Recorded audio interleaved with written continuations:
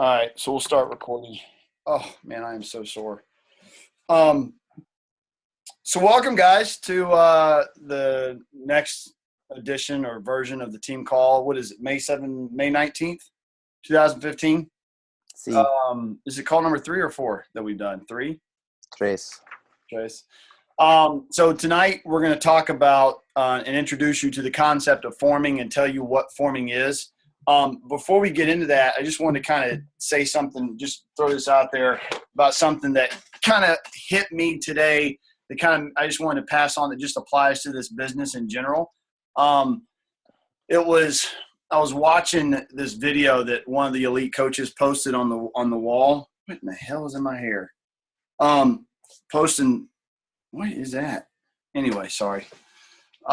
Posting this video on the wall of where all these elite coaches are, and it was a pastor of a church, which I'm not going to plug because it's ironic. I'm not a fan of the church at all, but his message in this particular video, what I saw of it or how much I watched of it, was actually really good. And he was talking about pressure, and he was talking about the pressure that everybody feels, and he was talking about how he's the pastor of this mega church, and as he's grown in a leadership role and as his responsibility in the church has gotten bigger, and you could apply this to your business, that he feels pressure to constantly perform.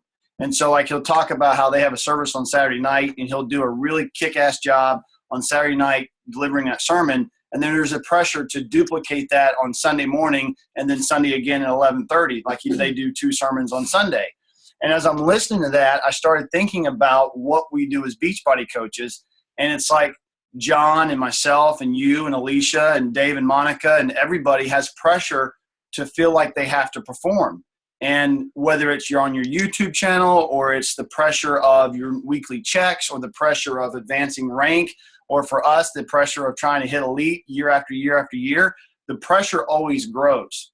And, you could sit here and compare my pressure to your pressure, or somebody else may have more pressure, or you may have the pressure of kids, or you might be going through a divorce like Dave and Monica. Life is always going to apply pressure to your situation. And it's just how you handle that, how you handle the pressure and what you do with it. And so when I heard him talk about that today, I was like, it made me start thinking about it's really what separates the true leaders in this business, or true leaders in any business, from the rest of the crowd. It's how far are you willing to sacrifice and how far are you willing to go to get better. I'm 40 years old and I just started playing tennis. In fact, I literally just got home 20 minutes ago from doing an hour and 15-minute tennis lesson after doing vertical plyo from Asylum, and I'm flipping dead. And he ran my ass all over the court. And on the way home, I was sitting there thinking, it's like I'm willing to sacrifice and get beat up and do whatever it takes to get better, because I actually want to get to the point where I can play in matches and join leagues. And it's the same thing you would apply to this business. It's the same thing you apply to your workouts. It's the same thing you apply to your fitness goals. And I just kind of want to remind you guys of that, and developing your why and remembering what your why is, so that when we talk about the things that we're going to talk about tonight, it motivates you to continue to learn, to continue to be on here on Tuesday nights, to go back and watch the recordings, because I know a lot of you watch the recordings, and to continue to learn and improve and take what we say, soak it in, and then apply it, and not just let it sit in your brain and just rot or collect dust. So, just think about those kind of things every day when you're writing down your 10 things to do tomorrow, when you're talking to your success partner, which I hope you did. It'll be interesting to see how many people actually have success partners since we had that conversation, 2 weeks ago? Was it 2 weeks ago we talked about that? Mm-hmm. And I haven't seen hardly anybody talking about success partners.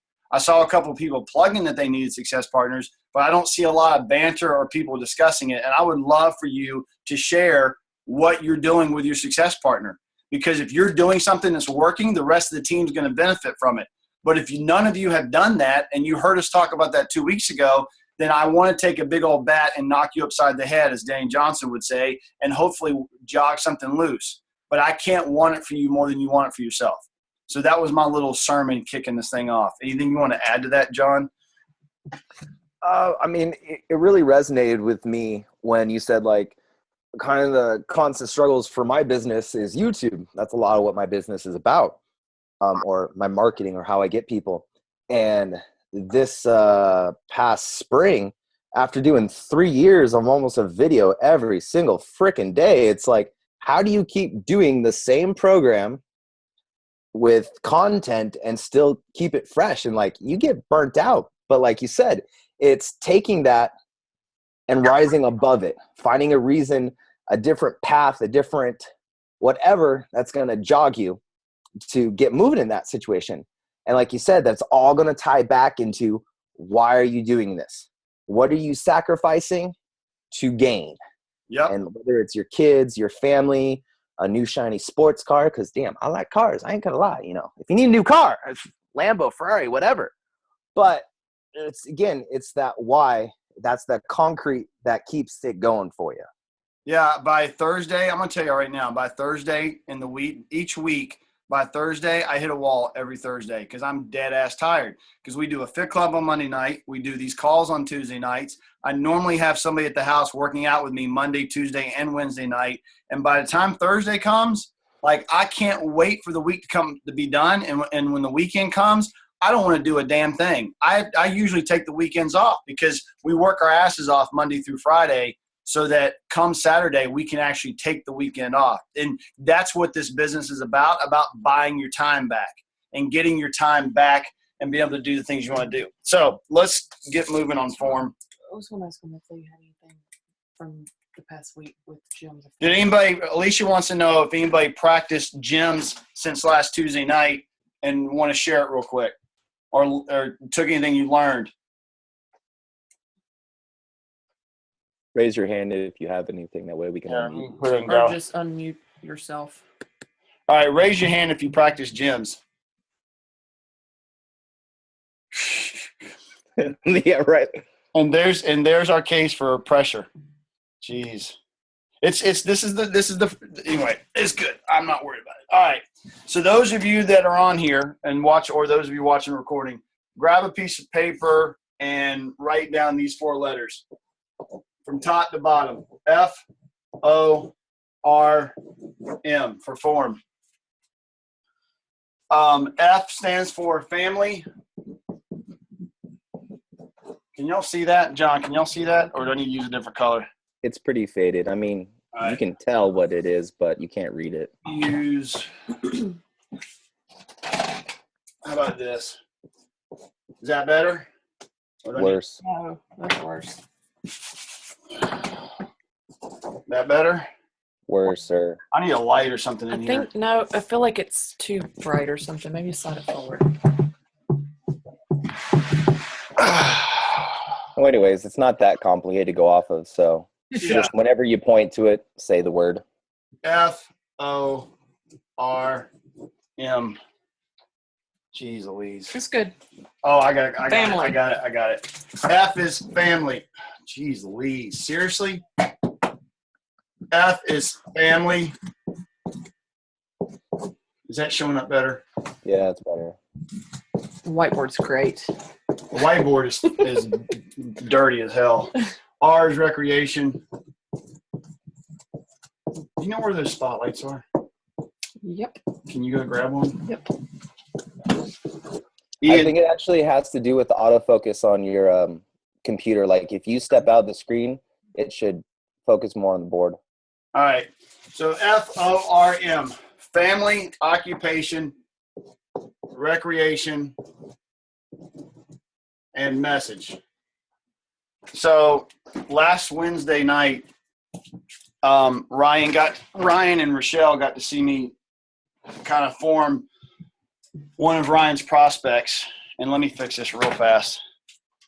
Now, let me first off and say, let me edify Todd here, that Todd is freaking good at forming people. Like, it is ridiculous. Keep going. I'm listening. No, that was it. I got nothing else. Those are all the positive traits I have for you. I hear you. Is there an extension cord in here? There's a plug right under here. Can you plug it in for me? Yeah, I said I would do it. Sorry.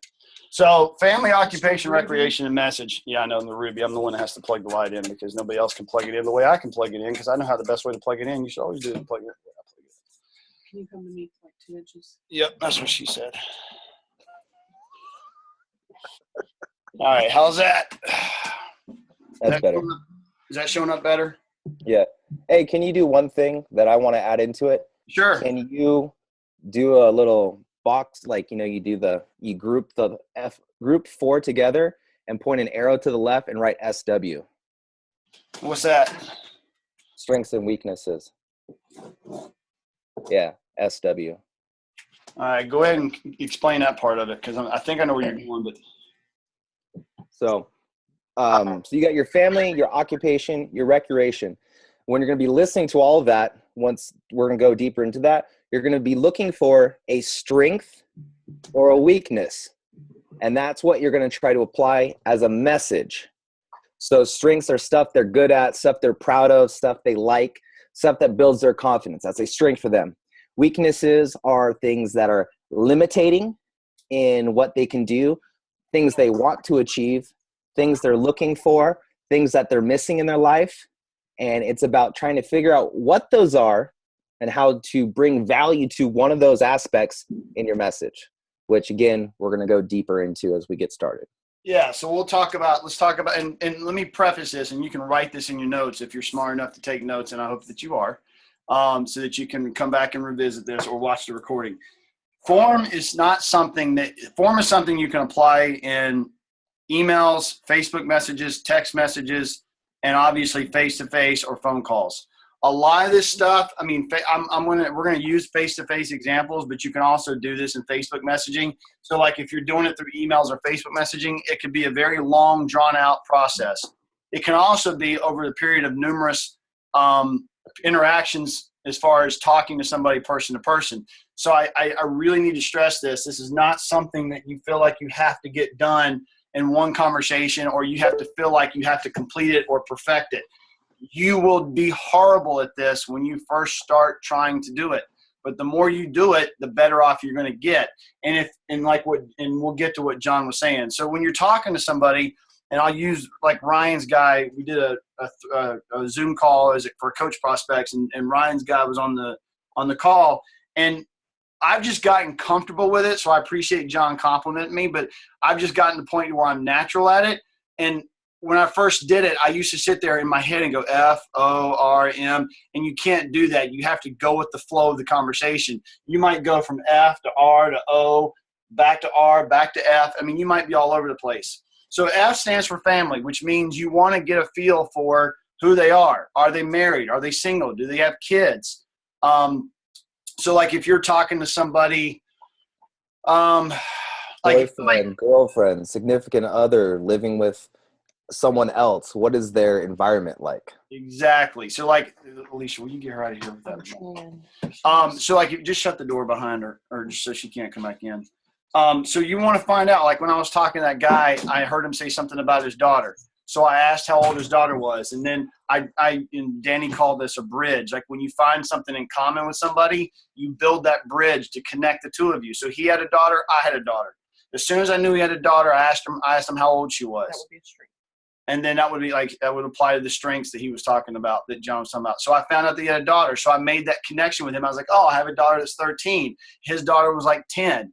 And we just had a brief conversation about being dads and having daughters. And I said, are you married? And he said, no. So I know he's a single dad. And so we talked about the pressures of, I sympathize with the pressures of him being a single dad and making the most of the moments that he had with his daughter. So that's family. It's talking about something personal, getting to know them and things like that. So you're always looking for that connection that you can build off of. If you're meeting somebody in the grocery store, obviously you can look to see if they have a wedding band, and you can say, hey, what does your spouse do? Because nowadays you don't know. They can be gay, straight, doesn't matter. So you can say, what does your spouse do? And then they can tell you, if you're talking to them, you're going to ask them what they do for a living, which is occupation. Then you could go back to family and say, what does your spouse do? And then they'll tell you about their spouse. And we talked about gyms last week. When they're telling you what they do for a living, that's going to start cluing you in on what gym they are. If they're an accountant, you know they're Emerald right off the bat. If they're a teacher or if they're a social worker, you know they're probably a Pearl. If they're an accountant or a lawyer or a CEO, or they're a hedge fund guy, or they work on Wall Street, they're probably a Ruby. If they are, I don't know what a Sapphire would be. If they're, what's a good Sapphire? See, some teachers. Party planner. Yeah, a marketing person, anybody in advertising, some teachers could be sapphires. So you'll start picking up, you'll start applying what we talked about in gyms as you're talking to them and figuring out who they are. So family, get to know something about their family, find out what they do for a living. When they talk about their job, like the guy that Ryan had on the call last week, he was asking me what he did for his job, and I asked him what he did for a living, and he works in sales for a company that sells tools and wrenches and nuts and bolts to big manufacturers. And I was like, oh, wow. I was like, that sounds interesting. Like, what's that like? Do you do a lot of traveling? Do you like your job? How long have you been doing it? What's some of the things you don't like about it? You can kind of get a feel when somebody's talking about their job, if they love it or they hate it.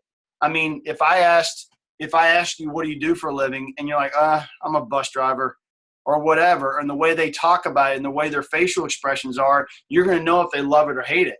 And then you can kind of steer the conversation and the questions towards figuring out more about that so that maybe it's going to apply later on to this message. And we'll get to that in a minute. Here, let me cut you off real fast. Yeah, go ahead. So with how he's asking those questions, he's leading it to determine what are strengths. What do you like about your job? It's going to be a strength. Is this what you want to be doing with your life? Is this what your goal was? Strength or weakness? You're going to find that out right away as he's asking these questions.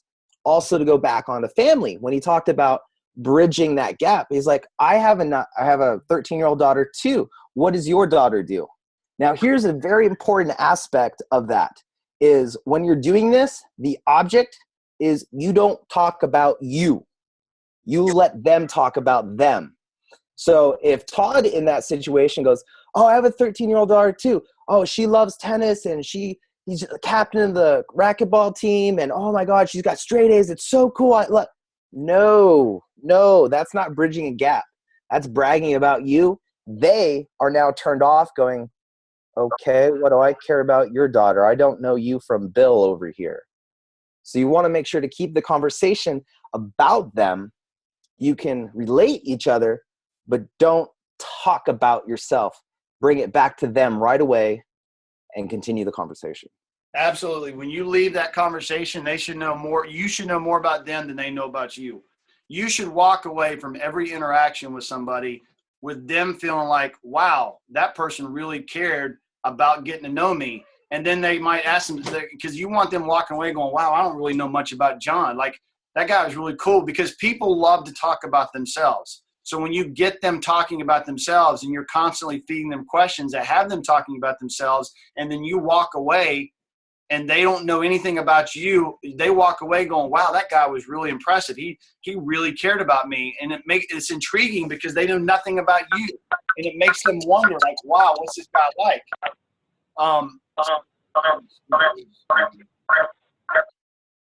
What? I'm going to mute everybody real quick. John, just unmute yourself in a second. All right. You there?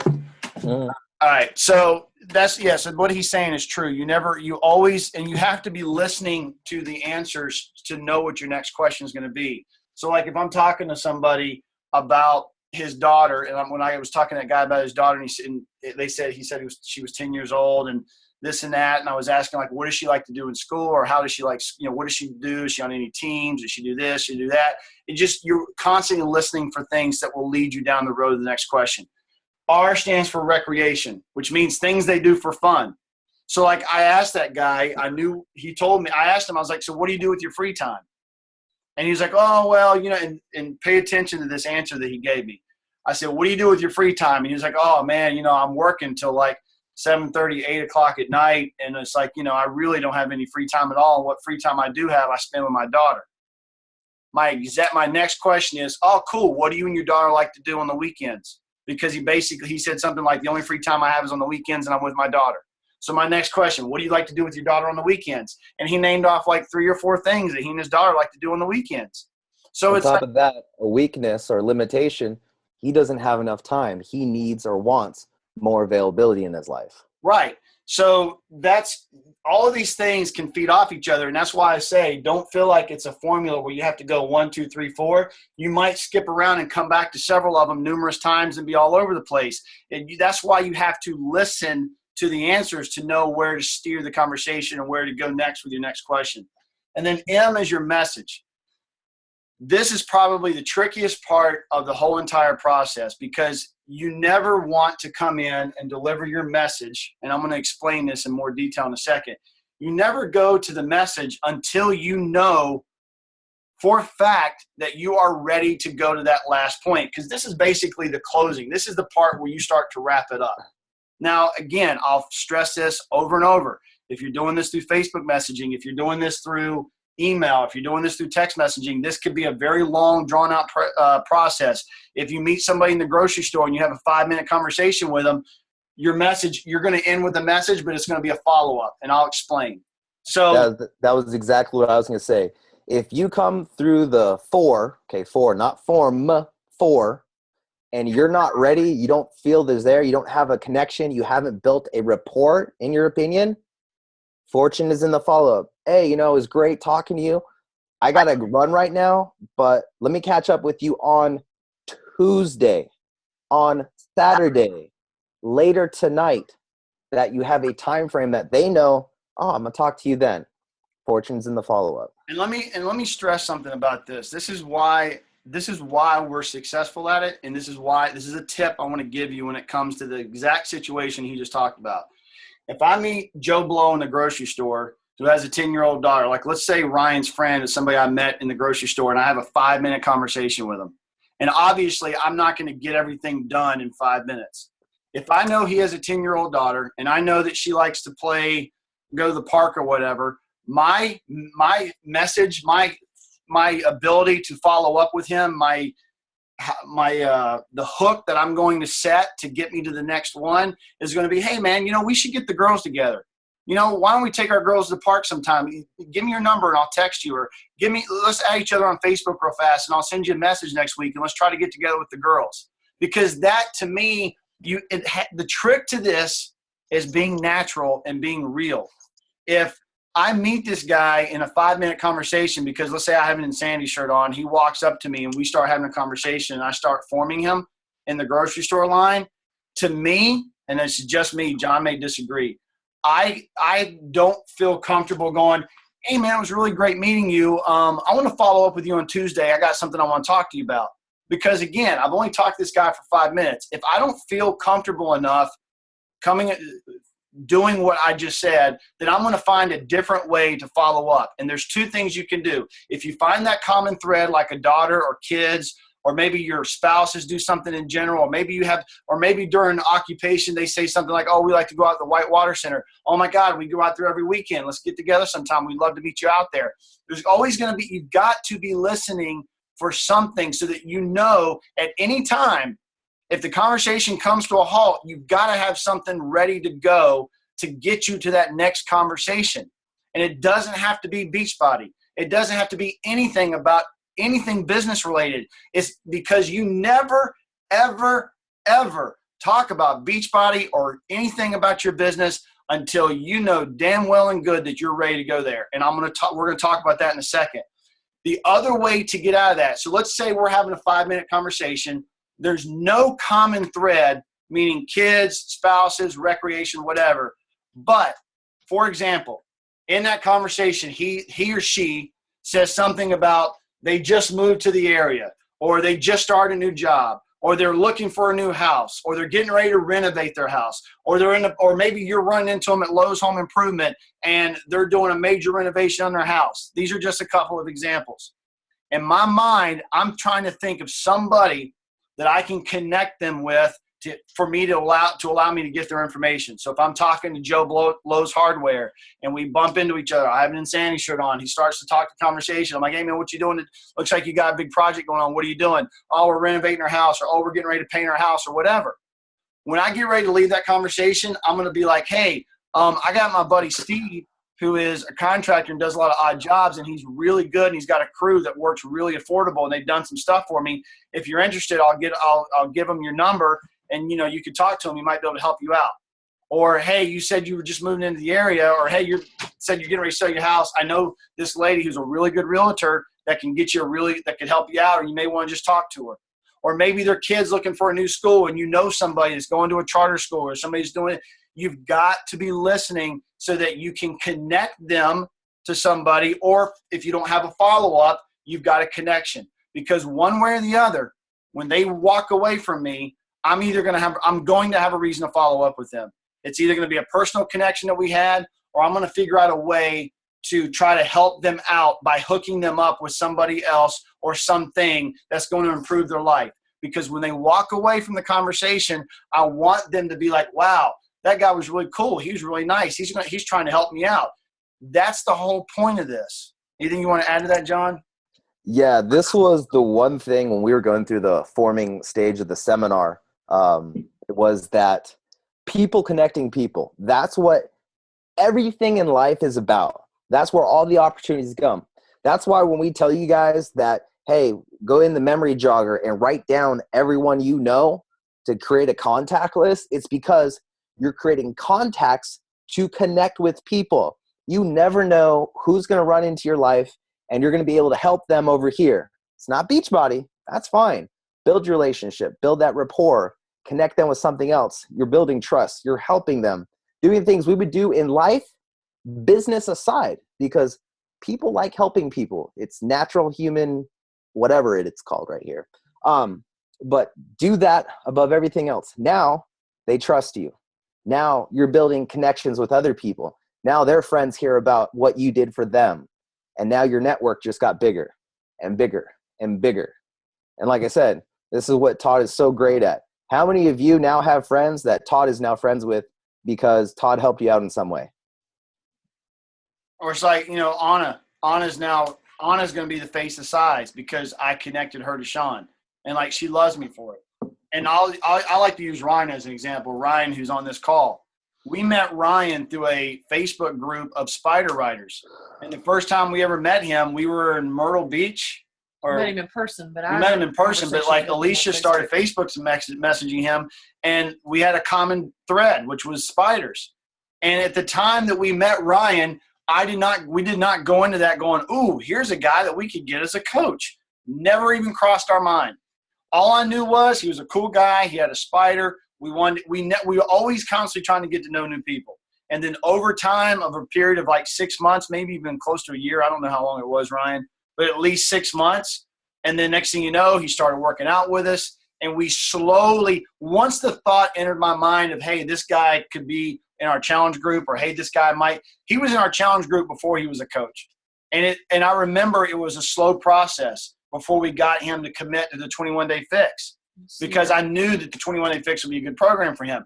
Then he transitioned into Max 30. He's now a coach. Now he's working with Rochelle. It's like I didn't force Ryan. I didn't come on to Ryan real hard and strong like a car salesman. I took my time building that relationship. And that's why when John says it's always constantly about meeting new people, those of you that have zeros on your BATs for exposures and follow-ups, it's because you're not doing this enough. This is a turtle in the hare race. You're always going to be the turtle. You always are slowly, constantly filling that pipeline so that something's always popping out and there's always something happening. If you put all of your eggs in one basket and you go hard and strong and then you burn out your warm market and you're not learning how to do this and meet new people, you're going to fail in this business. And then you're going to blame your upline or blame somebody else or say it doesn't work and you're going to quit. The problem is that I'm proof that it works. John's proof that it works. There's a shitload of elite coaches that are proof that it works. I mean, everybody that makes money in this business is proof that it works. It's just a matter of you learning how to do this and getting better at it. I'm telling you, this is the key to your BAT, is forming people. Every chance you get, form somebody. So message, we were talking about that. So you either want, if you're walking away, you want to be a connector or you want to have some type of follow-up. And then you just ride this thing out. If it's the dad example and like say 2-3 days later, I call him up or I message him like, hey, let's take the girls to the park. When we meet up in the park, I'm going to start talking to him again. I might dive more into his family. I might dive more into his job. I might dive more into what they like to do. I'm going to keep digging until I know as much as I – there's like this voice in your head or this little light goes off when it's time. You know, it's like you just have this gut feeling. You're like, oh, my God, this would be perfect for this person. I think this person should do the 21-day fix. I think this person should do Max 30. When that little voice or that bell goes off in your head, that's when you come at them and you say, hey, I got this idea I want to talk to you about. You know, I'm starting this challenge group. Would you be interested in possibly going like a fitness journey with me or doing some type of challenge? Or we're going to start this Max 30 test group up. And I don't know if you know much about it, but you know, do you like to work out or what do you like to do? Now, this is a whole different ball of wax. This is forming, but it's not following this. So follow me on this, and John, jump in if you need, whenever you want. So once you get to this and you know enough about them, then you start figuring out what your message is going to be. It's either going to be, maybe they're going to be great as a coach, or maybe they're going to be great as a customer. It's going to be one of the two. Or they may just not be good at for nothing. I mean, you may form the hell out of somebody and you just can't find anything to follow up on, and that's okay. You just let it go. Like, you don't force it. You don't be like, hey, you want to be a coach because you feel like you have to deliver a message. If you form somebody and you form them and you get as much information, you're just like, I don't know where to go with this. I just don't think it's a good fit. Let it go. Go to the next person. But if you do form somebody, you're going to have an idea. You're going to be like, man, I think this person would be a good coach, or man, I think this person would be great for my challenge group. And then you figure out, and it goes into his strengths and weaknesses. So like if you've been talking to them and they hate their job, or they're working long hours, or they hate the time that they don't have any free time with their daughter, and they don't like they got a long commute, then you're like, man, I've got something that you might be interested in. And then you can kind of start diving more into specifics, like things about their job, financial goals that they have, things they want to do with their free time, places they want to go, things that they wish they could do that they can't do now. That's if you're going down the coaching path. If you're going down the customer path, it's all about fitness goals. So if I go to Alicia and she's a stranger that I've met, and I say, hey, you know, once I've formed her and I've got to know her and I'm getting ready to go in with my message, then I sit there and I go, okay, I'm getting ready to start this Max 30 group. I got a group of women in this group that I think you would love. And I don't know if you like working out or what you are into, or if you go to the gym now, but is a fitness group or a test group something you might be interested in? And if she says, I don't know, tell me more about it, or she says, yeah, or if she says no, then it's no. But if she says yes, or she says, I don't know, tell me more about it, then here we go. This is where people miss the boat. And I hope you better start writing this shit down, because I'm getting ready to drop it on you. And if you don't use it, that's on you. As soon as somebody gives you the green light to start coming in and asking them fitness questions, this is what you do. And this is all from Danny Johnson. It was a script that she used, and it's a series of questions, and it's just like forming. It feeds off of each other. If Alicia says, yeah, you know, I might be interested, give me something. Yep, there it is, script book. It's in the very back. It's the Herbalife book that Herbalife scripts used to use. But I'll ask them questions, and I'll sit there and I'll say, okay, so if I was going to put you in this fitness group, you know, are you wanting to lose weight? And she might say, yeah. I'm like, okay, how much weight do you want to lose? And let's say she says 15 pounds. Then here's where people mess up. They hear somebody say, I want to lose 15 pounds. And they're like, okay, great. I got this program. It's called the 21-Day Fix. It's got these containers. And like, they hear 15 pounds and they think they know all the answers. And they're ready to close on the challenge pack. Wrong. This is where you screw up every damn time. This is what separates the good coaches from the bad. Please pay attention. When somebody tells you they want to lose 15 pounds, this is what you do. You say, what does that 15 pounds look like? Like, tell me about that. You start painting this mental picture. You get them talking and let them hear themselves say it. If I'm saying 15 pounds, what does that 15 pounds look like? Well, I had a baby and, you know, I've gained 15 pounds and she's now a year old and I still had that 15 pounds. I want to get back to where I was before I had the baby. Tell me about that. Like, what size were you? What were you, you know, what size were you before you had the baby? Well, I was a size 8, or maybe I was a size 6 or size 4. Tell me about that. How did that feel? Like, what was it like when you think back on being a size 4? Oh my God, I just felt better about myself. I felt amazing. And you'll be surprised what people will tell you.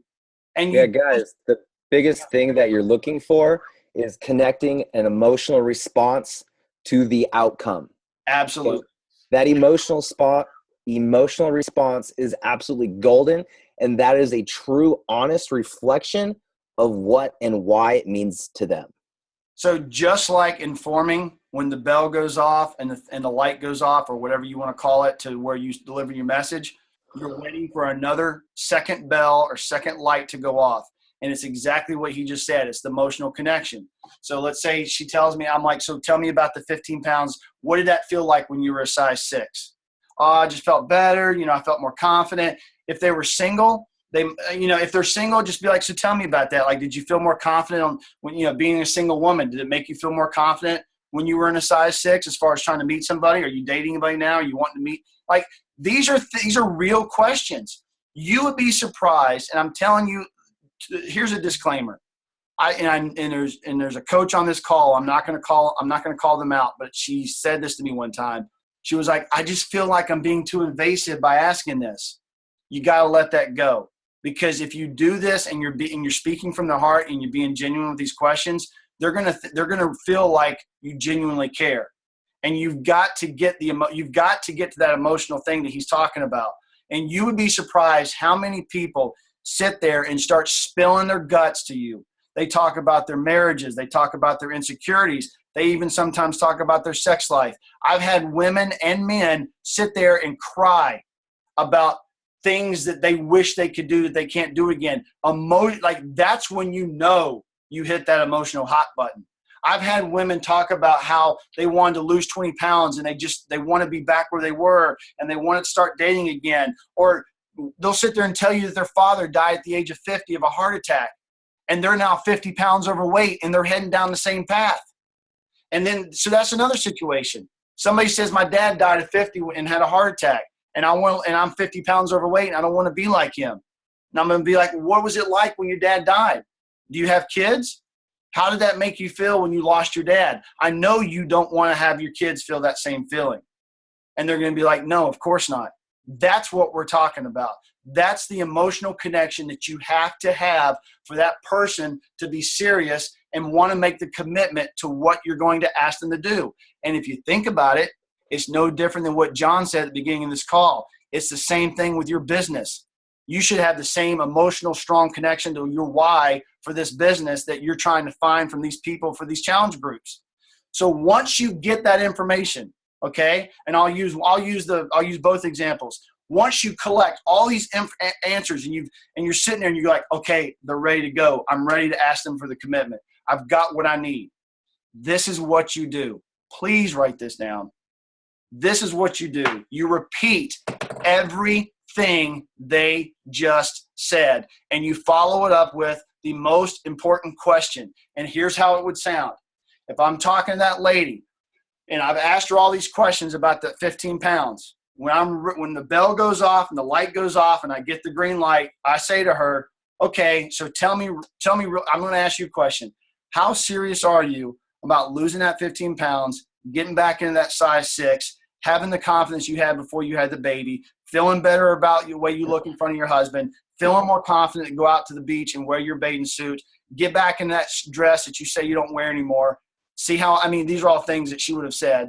I'm repeating all that stuff back to her. And then I look at her and I'm like, how committed are you to doing this? Never have I had that person say, not that committed. Because I've just sat there and spent sometimes 10 or 15 minutes, or maybe it's been a period of 3 or 4 days getting these answers from them. I've never followed up with that and heard a not that serious. Nor have you talked about a challenge pack. And notice, like she just said, I haven't said one damn thing about Shakeology. I haven't talked about a challenge pack. I haven't talked about Beachbody. I haven't talked about Shaun T. I haven't talked about anything. All I've talked about was them. And when I asked them the question, how serious are you about la la la la la la la la, they sit there and they go, I'm serious. Then you say Beachbody. Then when they say I'm serious, then here's what I say. Please write this down. Use your own words, but reword it. I'm like, okay, I got an idea. I want to put you in my Max 30 test group. It's me and you for 60 days. I'm going to be with you every step of the way. I'm going to get you to the finish line. Today's day 1. 60 days from now, I want us to get to the finish line. I'm going to be with you every step of the way. All you got to do is meet me halfway and do the work. As long as you meet me halfway, I will get you through the 60 days. I will help you lose that 15 pounds. And then, if they're a little wishy-washy, either about the Shakeology or about joining the challenge pack or getting the challenge pack, I'll sit there and I always use this as a kind of as a deal or not, no deal. I'm like, just if you're worried about it, give me 2 weeks. Just give me 2 weeks and commit to me every day that you're going to drink Shakeology and you're going to give me 2 weeks. At the end of that 14 days, we'll revisit. We'll look at where we are. And if it's not working for you, if you don't like the Shakeology, if you don't like the program, we'll deal with it. If it's just the Shakeology, we'll send it back and we'll keep doing the program. But just give me 2 weeks and let's see what we can do. And then if it's 14 days from now, we're both happy, then boom, we're off and running to day 60. More people can wrap their mind around 2 weeks than they can 60 days. That's all. You need to use that line all the time. Always dumb it down to something that they can wrap their mind around. Don't come at them with 60 and 90-day challenges. You're going to overwhelm them. Tell them it's 60 days, but then dumb it down to 2 weeks. Say, give me 2 weeks. That's all I'm asking for. Let me add something here real fast. Yeah, one real quick. One last thing. When you ask them for the 2 weeks, what you say to them, the question that you'll read in that Danny Johnson book, how you end it is you say, does that sound fair? So if I say to them, give me 2 weeks, blah, blah, blah, blah, blah, blah, does that sound fair? 99% of the time, they will say yes. Boom. Then you ask for the commitment. Then you say, okay, let's do this. Are you ready to sign up? Let's go. Here's what I need you to do. I need you to go to this website, and I need you to, and you walk them through it, and you just get them to do it. You cannot, I promise, John, I'm going to shut up. You can't, this is where you will screw it up. If you go all the way up to how serious are you, la, la, la, la, la, they say yes. Then you do the whole, okay, here's my plan of action. Give me 2 weeks. Will you give me 2 weeks? Does that sound fair? And they say yes. You damn well better close the deal. Do not let them walk away and say, okay, let's follow up not tomorrow. Let's follow up next week. You got to get it done then. If you let them walk away, they're going to start second-guessing themselves. Second-guessing themselves is what got them 15 pounds overweight because they've sat on their fat asses and not done anything. And they need you right now. And if you let them walk away, you're going to let them continue to do the same crap they've always done, which is going to keep them where they are. So don't look at it as being pushy. Don't look at it as being a car salesman. You've earned the right. You have put in the time, and you've earned the right to ask for the commitment. And this is where coaches get scared, and it pisses me off because you have the opportunity to change their damn lives and help them lose that 15 pounds. Help the guy not die at 50 like his dad did. How dare you be selfish and be scared and not take that opportunity away from them? Because I'm telling you right now, it's you being selfish when you don't do it. It is all on you. It is up to you to ask for the commitment. And if you don't, shame on you. Go ahead, John. All right. I'm going to play a slight devil's advocate, but I am not negating anything Todd just said because I 100% truly believe exactly what he said. But look at it from the other side. If you're doing that and you're talking to him, you're getting after those questions and you're doing those things, not as fiery red ruby as Todd just did, explain this to us, but they're going, well, I still don't know. And, okay. Understand that in that situation, they either don't care, besides everything they just told you, or they are scared. And that's a big thing. I mean, I can have a story I can share about that I had a year ago, and it was scared on my part. But go into this, think of it from a Pearl aspect. What is that person going through? How are they feeling? If you do everything that you need to do to get after them to like, hey, commit, let's do this. I'm here to help you. Remember, while you're saying all these things, I don't mean this to be disrespectful. You're not attacking them. Sorry, your rubiness, it feels like attacking, but it's not attacking, okay? The thing is, while Todd is saying these things, he's doing this as edifying that characteristic, that sapphire, that pearl, that emerald, or that ruby. Now, Todd gets a ruby, that's exactly how he's going to sound. That's going to motivate him. That's going to excite them, and that's going to get them moving. Okay. But remember, when you're delivering that message, you have to correspond it to their gem.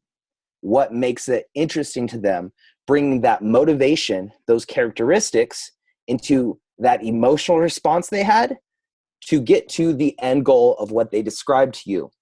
You're going to edify their strengths within that person, that gem, to get them to that end deal. Yeah, I'm glad you said that, because the way I'm talking to you right now is me talking to you as a leader of this team, and I'm trying to rattle some cages and get through some of your thick heads, things that you need to do to finally get your moving. And I'm talking to coaches that have been doing this for a while that complain about their numbers, and I'm talking to new coaches because I don't want you to fall into the rut that these veteran coaches had. But he's right. You have to apply what we said in gyms last week. So, yeah, I would not come at them the way I just came at you guys when I was closing. But if I'm talking to a Pearl and I'm talking to them, I'm going to be like, how, do you want to be there for your kids? Instead of being, you don't want to follow into the same footsteps that your dad did at 55 and leave your kids without a father or a mother. Or if I'm talking to that girl. Hold on. Let me stop you off right there. Notice how his voice is now lower. His cadence is slower. His mannerisms, his body movement is slower. His facial expressions have calmed down. These are all little characteristics that you need to be aware of when you're delivering that message, when you're talking to someone, because that is a completely different Todd than you just heard 2 minutes ago. And if I was talking to a Sapphire about my 21-day fix group or Max Their group, I'd be like, girl, we're going to have so much fun. There are these girls that I can't even keep up with, and we're doing this size class, and I'm like the white guy in the back of the room, and I'm just trying to keep up. And these girls are like throwing down, and they're having fun, and Anna's like jumping around, and she's acting all crazy. And I'm like, you have got to be in this group. That's how I would talk to a Sapphire.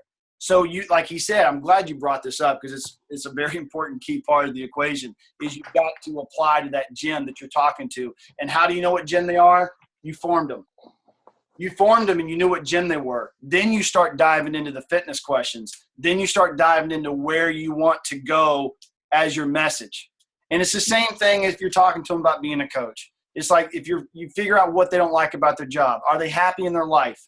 Are they up to their eyeballs in debt? It's all the same principles. And there's body language, facial expression, the handshake. It's all these little things that tie together to who is John, who is Ryan, who is Johnny. This business, unfortunately and fortunately, is based around a variable in the equation that is the most unpredictable variable that you could ever have, and it's people. You are dealing with people of all walks of life. Every single person is an individual and is different. And so are we boring you? No, we need to talk about social media, because you need to talk about how this applies to social media. We'll do that. I'm getting some really deep size, not size like the dance because there's thing. A lot of people that don't get out. But have a plethora of friends. Come into the camera. We'll talk about this. Let me just finish this thought, and then I want you to talk about that, because that's a good point. So what was I saying? The variable is people. The variable is people. The variable is people. And if you don't start mastering or learning this, and when I say mastering, you're never going to master it. You're just going to get better at it.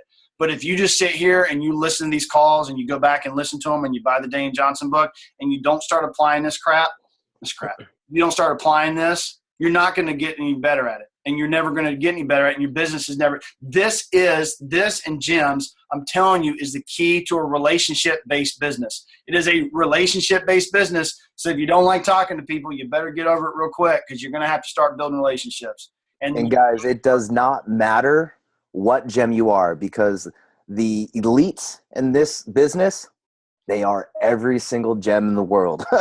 It doesn't matter who you are. One is not better than the other. It's whose ability to communicate and get to know people. And then, like Todd was saying, make sure not just reading and doing this, but here's my challenge to you guys for this week, and we need to make sure we follow up with this, Todd, is somewhere, either on this call, on the team, I want you guys to message someone you do not know and say, hey, you want to do a forum call with me? And that's it. Don't do anything else. I don't want you to know anything about the other person, as best as possible, and say, hey, let's practice a forum conversation. Is that good with you? and you're going to honestly form each other. Since you don't know each other too much, you can learn more about each other. You're also increasing your network, you're practicing, and you're learning more about the other person. And the beauty about this, I'll take a little bit of pressure off of you that you may be applying to yourself unnecessarily, is that Danny says this when she teaches it, is that the beauty of this is it doesn't matter how bad you suck at it, as long as you're genuine while doing it, you'll be amazed at the outcome. You can sit here and butcher this and feel like and stumble and stutter, fart, burp your way through the whole thing. You could mess the whole thing up. But if you're coming from the heart and you're genuine and you actually care about that person and you just keep asking questions, you'll be amazed at the outcome. So this isn't ask a question, then you ask a question, then you ask a question, then you ask a question. This is form one person and then you turn around and you form the other person. It's a one-sided deal, much like these calls. Me and John are doing all the talking. You need to be doing all the questions. What? Shut up. Hey, just two quick questions. You have a second to come over here and talk about, because I want you to cover that real quick. So Alicia, it's a big topic. Alicia's going to talk about how do you apply this to social media, because a lot of you may be in a situation where you don't get out and talk to a lot of people. So come on, can you come over real quick? Hey, hold on, Alicia. Sorry, I don't want to cut you off, but I am. Ryan just had a question he wanted to ask before we switch over to social media. All right. So the first question is, what if somebody like for instance, we post stuff about, working out and stuff. What if somebody contacts you just about working out? Do you still form with them, or do you go straight to the questions trying to get the green light? I mean, they pretty much give you the green light, wanting to know details about what Beachbody is and your workout stuff. Do you still form, or do you just go back to what do they want to do and why they want to do it and break it down like that? You would absolutely still form them. You don't have to form them in as much detail, but I'll give you a prime example. The guy that you had on that call the other night, he was getting on a Zoom call about Beachbody coaching. So I could have sat there and just assumed that because he's getting on a Zoom call about Beachbody coaching, that I could just go dead into Beachbody coaching and just start talking about Beachbody coaching. But I didn't, because I still wanted to get a feel for that guy. I still needed to form him to where I could build that relationship and connection and then talk about Beachbody coaching. You'll notice the other night when you saw me and listened to me form that guy, I maybe formed him for 5 minutes or even less than that. And then we spent the rest of the time talking about coaching, but at least I built that connection with him. I think it's very important to still form him. So by you forming him, when you did talk about Beachbody, he therein trusted you a little bit more because he thought, oh my gosh, this guy really cares about me. He's not just going for the sale or going for the pitch and trying to close a deal. There's your answer. So the last question I had is, what about financially? Like when you get down to it, obviously they talk about prices. What if it's something that they can't afford? What do you suggest then? I mean, do you suggest to wait, or do you suggest they buy the program without getting Shakeology instead of trying to get, the challenge pack and get your Success Club points? Or what do you could suggest? Go the way if they go, oh my gosh, $180, I can't do that until next week. Then you say, all right, that's great. What day can you do it next week? And I'll call you that day and we're going to do it over the phone. What if it seems like it's a more futuristic approach? Like maybe it's going to take them 2 months. You know what I mean? Do you try to go ahead and get them on the program so they can be working towards their goals? Or they can, whatever they can afford, I think you should go for whatever they can afford. Here's the other thing. Sorry, Alicia. No, it just might be something that they can only afford the program right now. But once you get them in the challenge group and they see everybody else drinking Shakeology, they a lot of times will find a way to afford something. Like, you'd be surprised. I mean, think about it.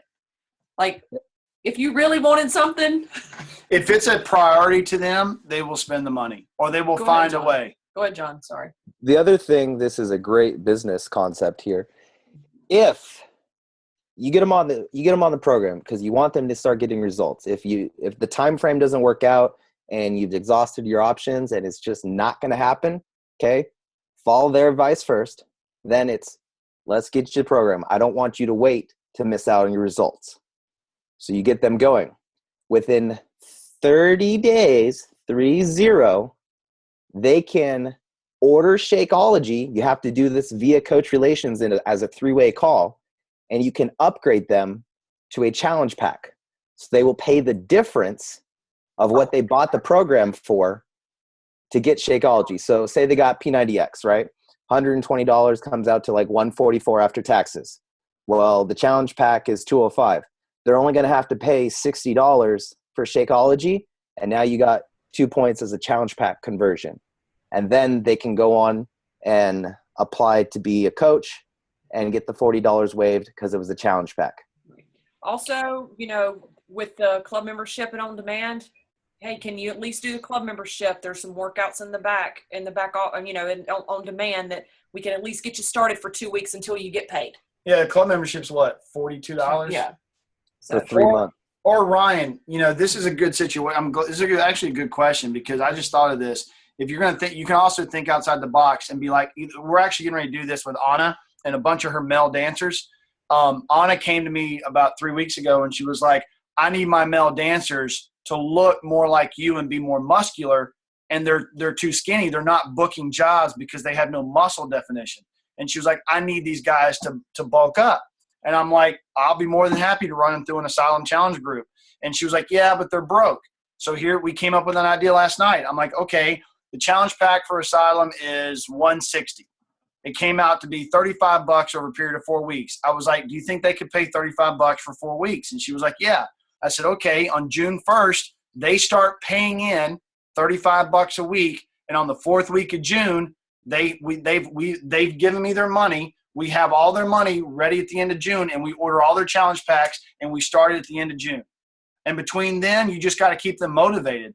And like Anna was like, I'll just take it out of their check so they'll never miss it. They'll just know they don't have to worry about it. So if you got somebody who you formed and you've hit that emotional hot button, you'd be like, you know what? I don't want to see you miss out on this opportunity. I'm serious about helping you. Let's figure out some way that we can help you save up the money over a period of 4 or 5 weeks. And then between now and then, I'll support you as much as I can. And then whenever we can get that money saved up, we're going to get you in this test group. Because at the end of the day, as much as this is going to sound like a heartless thing, but I just got to be honest about it. You're not running a nonprofit. It is a business. You want to genuinely help them, but you can't give it to everybody. So you've got to figure out ways to help them, and they've got to help themselves. They've got to have some skin in the game. They got to buy into it first and foremost. If they're not willing to put the time and money into it, they're not serious about it. Because like at the end of the day, I was a broke college student. We were bleeding money, and I said, I want to do this. This is something I'm passionate about, and it's going to help us get to where we need to be. Found a way to do it. Broke college student. I like that idea about the weekly thing, you know what I mean? Because then even though you're trying to help them, you know, you could help them with nutrition, and then you could kind of hold them accountable for putting the money aside as well. You know, whether they do it or not is up to them, but I still think that's a good idea. Put them in a clean eating group while they're giving you $30 a week or whatever it might be. But real quick on social media. So a lot of you are probably going, okay, that's great. If I talk to people, I don't get out. I don't talk to people a lot, but I have 700 friends on Facebook. How do I talk to these people? So that's what I was going to mention to you. You can do this exact same thing on Facebook, kind of like I did with Ryan over a year ago. What did I do with you, Ryan? We messaged each other back and forth. We found a connection. We both went to the same high school. Obviously, I'm a lot older than him, but we found mutual friends. Oh my gosh, you know this person. I grew up here. And it was just this connection of asking questions and getting information about him. So you could take someone that you may have gone to middle school with, you may have gone to high school with, maybe you haven't talked to this person in 6 years, but you're a Facebook friend. You could say, hey, Sue, how's it going? Haven't talked to you in a while. I see your kids are playing baseball and they just won a championship. That's awesome. You know, and just start asking them questions. For one, when they get that message, they're going to think, oh my gosh, that's so cool. She's reading my Facebook page for one, and she really cares. So it's not just about, hey, Sue, how's it going? I'm running this Max 30 challenge group. Join my challenge group. You don't start off by saying that. You just build that connection, make that relationship again with these people, start asking them questions. It might go for 2 weeks before anything. And then they might turn around and go, oh, I see you're a Beachbody coach. I've got Insanity. Oh, really? Have you done it in a while? Why don't you pick that up and let me throw you in a group here and we could do this. And then you get them going. You sign them up as a free customer under you. You get them going in a challenge group.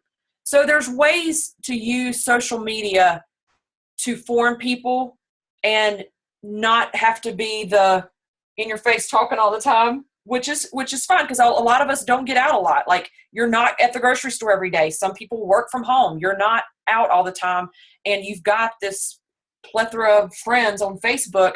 Find 5 people every day just to start forming on Facebook. Send them private messages.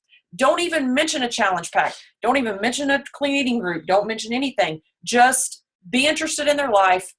Find out some stuff that's going on. Start talking to them. Build a relationship with them. There's one asterisk I would put onto that, and I heard this at a training in Summit last year about social media forming, and I don't remember who it was, but there's 2 trains of thought when it comes to social media. There's what she just talked about, and then there's some coaches that flat out say, like, they would have messaged Ryan and said, "Hey Ryan, I've got something that I want to talk to you about, but before I get to that, how are you? Or how are you doing?" Because some people can feel duped if you do it the way she's talking about, which there's nothing wrong with it. I mean, it's a gut feeling, whatever feels comfortable to you. But, it could easily backfire on you to where you do this for a period of 5 days or 2 weeks or whatever, and then you come in with the message, and there is a strong possibility that person can be like, "Oh, you mean, so this is why they've been talking to me." It's like they see it, they're like, "Oh," I start putting 2 and 2 together. This person was just trying to get to know me, and then they had this ulterior motive the whole way. So sometimes, and it's really your choice. You can sometimes just be open and honest and say, "Hey, there's something I want to talk to you about before I even get to that. How you been? What's going on with the kids? How you doing?" So at least you're putting it out there and you're being honest, and you're not going to feel like, "Hey, I was just asking all these questions so I can really get to this." Add into that. No, go ahead. To add into that, by a show of hands, when you go on your Facebook feed, what do you see more? Do you see Team Beachbody, more coaches, or do you see actual friends that have nothing to do with the business? How many of you see more Beachbody related stuff on your news feed? Well, actually, because we have coaches as friends, so I see a bunch of Beachbody stuff. I Right. see challenge stuff, but yeah. Here's the thing. Because you're so excited about everything that we do, you always like and comment on Beachbody coaches or fitness related stuff, that stuff we're all doing. And now Facebook realizes that, hey, you like that stuff, so I'm going to add that into your news feed. This is something, because I've done this for so long, my news feed does not have a lot of my older friends, honest friends, because I've done so much Beachbody stuff. So again, challenge and task.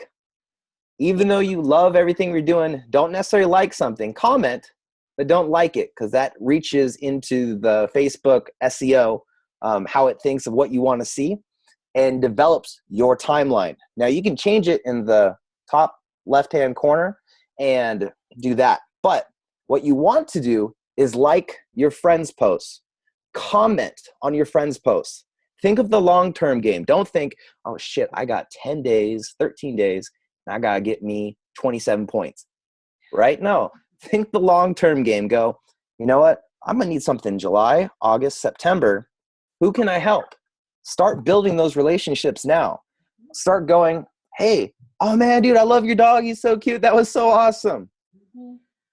Now, 3 days later, that all of a sudden you're building a relationship. Now you guys are talking. Now they're going, "Hey, John likes my stuff. What's John doing?" And that's another way to go about doing it. So try not to like as much and comment as much with regarding to business side things. The groups are fine, but activity of personal accounts, try to make it more other people that you're interested in, so it'll pop up on your newsfeed. Yeah, that's a great idea, especially people that may have just had babies. They're posting pictures of their babies at 2 weeks, at 3 weeks, at 4 weeks. Comment on those. I mean, before long, they might go, "What's Alicia doing? Oh my gosh, she could probably help me lose some of this baby weight." Like, you just never know. But yeah, that is very good. That is very good. And the other thing that I will add to what we talked about earlier, one thing I thought about when Alicia was talking is, when you're forming people and you're asking them what they do for a living, I forgot to throw this out because this might mess some of you up. When you're talking to them about what they do for a living, it's very plausible that they will come back and go, "So what do you do?"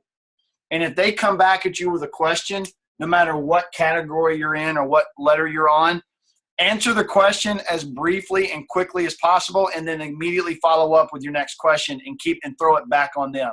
So if I'm talking to somebody, what do you do for a living? I da-da-da-da-da. What do you do? And I'm like, oh, I'm a fitness coach. I own a company called NC Fit Club. So tell me more about your job. How long you been working there?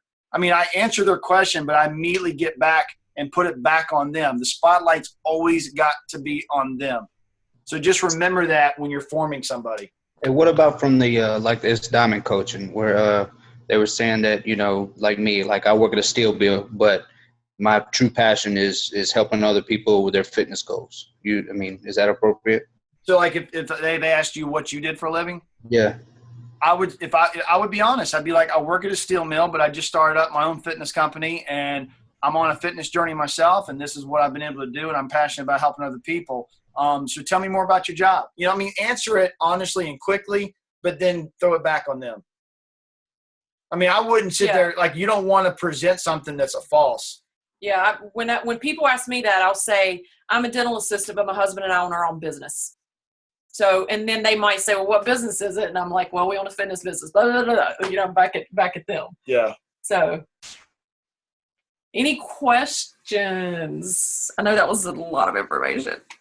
Yeah, that's the hard thing, guys. If you keep coming up with questions, we can turn every call into like a 2 or 3 hour seminar. Anybody got any questions? Go ahead. Just unmute yourself. Earlier you had spoken about if somebody buys a program that they didn't want the Shakeology, but they're thinking about it, they can get it 30 days within their window. Because I have a customer that bought a 21-day fix, and now they're like, I should have got the Shakeology. I want to get it. I don't know. I'm not sure. I bought this maybe 2 weeks ago. So I can go back to them and tell them you might want to do it soon so you can get the discounted price so you don't have to pay the full $127 or $129. Yeah, you have to do it with them. So you're going to tell them, so this is the process. And you go like, hey, you know, you said you're still interested. I can still get you that group price for the challenge pack of only $140 or $150 or whatever it is, right? And so all you're going to do is pay the difference for your Shakeology. So whatever that would have been for the challenge pack. Is that something you're interested in? Does that sound fair? Yes. Okay. So this is what we're going to do. I'm going to call Coach Relations, and we are going to get on a 3-way call. I'm going to let them know that you decided to upgrade to a challenge pack by ordering Shakeology. They're going to ask you for your email associated with your account. They're going to add it to your order, upgrade it, and they're going to send out the Shakeology, and then you will now have a challenge pack. At this time, you know, and then they'll go through the call, the conversation, boom, they're done. After that, you let them know this is an opportunity if you're interested for this is how I phrase it personally, my customer loyalty discount. Customer loyalty discount. To sign up as a discount coach, you get the 25% discount from now on. It's going to save you about $20 a month. Is that something you're interested in? And so that's how I approach that. So I would hit them like with both things at one time? So you're going to do the upgraded challenge pack because that's you helping them. Don't mention about your points or anything else or blah, blah, blah, blah. You do that part. Once you're done, you say, all right, so they're going to be sending you a little DVD box that's going to talk about coaching. Don't worry about that. You don't have to do any part of that. Or no, sorry. You get their challenge pack. Yeah. Now you say, if you want them to be a challenge pack, just leave it fine. If you want them to be a discount coach for what you're looking for, or me personally, I tell everyone because if I can save you money, that's what I feel good about doing. So I go, would you like to sign up for the coach or for the customer loyalty discount program I can offer you? It's going to save you 25% a month, about roughly $20. Is that something you're interested in? You tell them, okay, you walk them through how to sign up as a coach. They're going to pay the $40 initially. And then once they have access to the Coach Online office, they'll go to My Business, My Documents, and there's a little application that they'll fill out. They'll email it, and they'll be refunded in 3 business days. So it is free, but they got to put it in, and they get it right back. Okay. So first I'd get them on the challenge pack, and then after that, on a different call, have them try and do the customer discount coach? I mean, Up to you. I mean, however you feel Okay. that individual person is. Again, Okay. if that's what you feel would be good for them. Sure. Okay. Adrian, Yes. like John and I we like a different train of thought because I like what he's saying. A lot of times we don't immediately talk to them about being a discount coach until they've been on Shakeology for a couple of weeks or they like it or whatever. And then, if I know that they're liking Shakeology and they're digging it, a lot of times when I'm talking to them and I'm asking them what they think of it, they're like, "Oh man, I really like it, but it's so expensive." There's Yep. there's your Exactly. easy open right there. That's an amazing open door for you to go, well, I'll tell you what, I can save you some money with a discount or the coach discount or as a discount coach or whatever. Also, to add to what he was saying about upgrading them to a challenge pack, stress to them that if they decide to make this commitment to Shakeology and actually upgrade to the challenge pack, you need to really sell the fact that, number one, the challenge pack gives them 30 days of on demand for free. Their program's going to be on demand. They're going to have access to all the other programs that are in there now, meaning Insanity, P90X, X2, X3, Hip Hop Abs, all that stuff. So, like, let's say it's somebody that's doing 21-day fix. They will have access to some other stuff if they want to try it out during the next couple of weeks.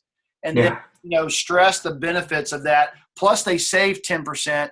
If they just stay as a customer and they keep that club membership, they're at least going to save 10% off their Shakeology when it renews. So they're at least right off the bat going to save 10% with that club membership if they decide. Okay. Which is the equivalent of getting the on-demand for free. Yeah. If you have Shakeology, it's a wash. Yeah. Okay. Perfect. Then I'll let them know. Hey, John. Can you hear me? Yeah. Okay, dude. So I got a question about the challenge pack conversions because I've got a customer who's waiting on one, but the last 3 I've done, they absolutely will not do it that way. They've told me each time that they had to buy both the Shakeology and the workout, then they have to pay for the challenge pack, and they get refunded. I have a lady right now who's both bought a workout and Shakeology, and they won't upgrade her until they charge her for the challenge pack, which she can't afford, and then they're gonna refund her. Bullshit. Well, that's the last 3 times, and I was working aggressively this past week, and they won't do it unless she pays the challenge pack. Then they'll refund her for the Shakeology and the Max 30.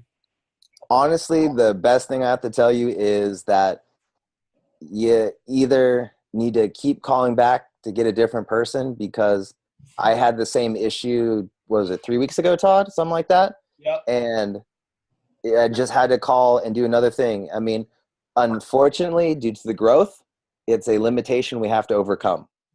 And like it is what it is right now, unfortunately. So, I mean, just keep at it and go after it. Worst case scenario before the 30 days is up is get me their name and order number, and I can call the Star Diamond line and they'll do it. Okay, yeah, because she's a mother supporting her own daughter, and then she got excited about Max 30, and the next day wrecked her car. So she's really hurting right now. So I mean, if she can afford to pay the difference to get upgraded, then we can call the Diamond line. And I'll say this to all of you guys: I'm always your safety net. Make me your last resort. But if it gets to the point, like John, the call he's talking about, it got to the point to where he tried 3 times, and he was like, "Dude, can you please just help me with this?" And we called, and it was done, and it was easy. So I mean, depending on my schedule, but I'm always there for you guys as a safety net, because we have access to the a little bit better coach relations, which I hate to say that because it's not. I don't mean it like Nana and a boo boo, but it just is what it is. And we might as well use it, because I'd rather you guys benefit from it and not somebody get screwed over because you got somebody from coach relations that doesn't know what they're doing. Which is the only reason to go 5-star Diamond right away, because, oh my God, it was like butter on your breakfast toast, people. It was. When we got off the phone, I told John, I was like, that's why you need to be 5-star, because everybody talks English, speaks English. They're all in the U.S. And I'm not saying that I'm not being racist. I'm just being honest.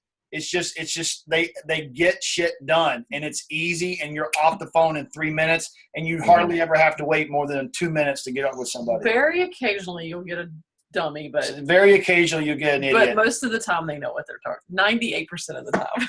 So So I guess the other question is, I mean, if I kept pushing, okay, she's already bought the Max 30 like 2 weeks ago. She bought her Shakeology a week ago. I mean, that's all paid for. They won't upgrade her until she buys the challenge pack first. They said she'll call the number, they'll charge her for the challenge pack, then refund her, and she doesn't have the money for the challenge pack. Yeah, dude, like honestly, you say, can I talk to the supervisor on staff currently? I've been in this business for 3 years. I've done this multiple times. This is the policy and procedure. You know, you don't need to do all this stuff. It's right there. You've done it, you know it. You know, be polite, courteous, honey, all that kind of stuff. John, you can sit there and say, Johnny, you can sit there and say, my upline is an elite coach that called the other day for one of our coaches on our team, and all they did was charge them the difference. So I know it can be done. And if you can't do it, then I need to, like he said, get a supervisor on the phone. Yeah, in this case, they wouldn't be charging for the difference because they've already paid the two individual prices. Cool. Anybody else got any questions? Everybody good? Going once, going twice. Bueller. She hates it when I do that. All right. So that's it. Thanks, guys, for you taking your time. And thanks for those of you that are going to watch the recording of this. And Remember to call someone to form them. yep. Someone you do not know.